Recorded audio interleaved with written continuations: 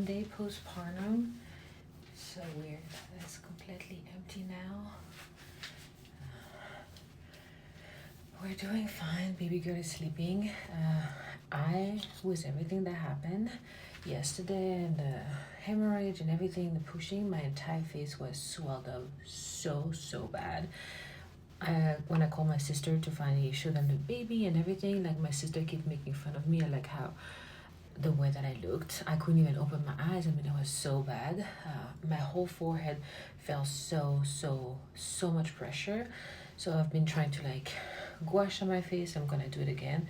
But yeah, beside that, I'm just so out of it because of all of this. I've had one blood transfusion. I'm waiting to see if I need another one or if I need a iron transfusion. So I'm definitely taking everything even more slowly than I expected, but beside that, everything is fine. Obviously, everything is very sore down there just because they went there even more to check because of the placenta issue and all this. 2-degree tear, which the midwife said is totally normal, especially that she's big. And you know, whenever a lot of women always say like, the first pee after birth burns. It personally did not burn at all for me. It was just so hard to pee. Like I wanted to pee and it was impossible to come out. But beside that, everything is fine. I just want to share my postpartum journey day by day because I want to keep being consistent on TikTok. But she's doing great. The breastfeeding actually only took 1 day. Yesterday, obviously, she was born and she had a little like hard time latching, which is normal, it's new for her. But today she's doing good, and because she's big, they are checking her blood sugar. They checked it at the beginning and then 3 hours later and whatever. So those blood sugars show that, because they are great, it shows that she is getting food, because I had no idea. You put them on the breast, but it's like, is she getting anything? Like, you really have no idea. So that reassured me, knowing that she is getting something. Plus she's pooping. She already pooped, so at least she is getting colostrum, so that makes me happy.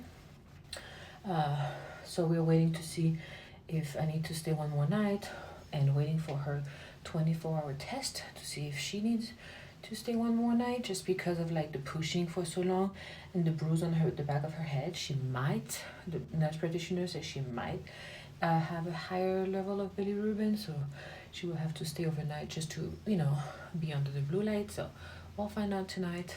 I in a way understand why people are ready to go home, because so many people come in the room and stuff, but this hospital is so calm. There's literally just me and another woman that give birth. There's literally nobody else. So but people can still come into the room and keep checking on you and blah blah blah. But because of everything that happened, and me being so out of it, like literally my entire head is just like so much pressure, and I'm starting to feel better little by little. But obviously I'm so sore down there, and I would like to take a shower, so I'm gonna have to ask my husband for help. So I feel like I wouldn't mind staying one more day. It's not a big deal. I will do a recap of my birth experience, I guess, my birth story, because a lot of things happened. But I'm not gonna say it was traumatizing. It was not, because that proved me of why I wanted to give birth in the hospital. And even the midwife, after everything that happens, is like, this is why we give birth at the hospital. I'm like, yep, exactly. This is why we do not give birth at home. But I am so glad that for now, everything seems to be fine. We haven't announced to anybody that she's here yet. We wanted to keep this just my parents and my sister, because they knew we were getting induced, and my parents worked in the hospital. So I did tell them, because I didn't want them to be like reaching out and being worried. So I did call them with the baby in the arm, and they were so happy. But I told them like, nobody knows about it, so don't worry about texting anybody. We're gonna take our time, like a few days, and then once we're home, that everything is good, and everything is good with me also and her, then we'll text everyone and send a picture with her name and how much she weighs and the whole shebang. But for now, we're just enjoying this time, just the three of us.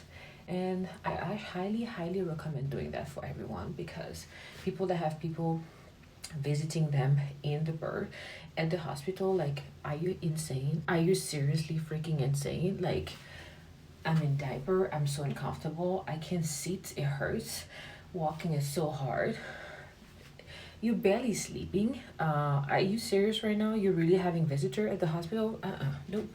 Nope, nope, nope. Nobody knows about it, and nobody will knows until maybe 3 days after we come back home. That way it gives them some time, because we don't want to be on the phone and answering to people. And I'm making video because I like to use TikTok as my journal. That's what I've always been doing.